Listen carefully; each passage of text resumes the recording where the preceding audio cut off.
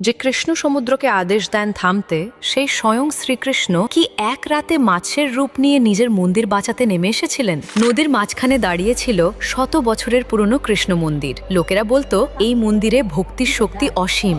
এক বর্ষার রাতে হঠাৎ ভয়ঙ্কর বন্যা এলো। নদীর জল ফুলে ফেপে উঠল। গ্রামের মানুষ চিৎকার করতে লাগলো, মন্দিরটা ভেসে যাবে।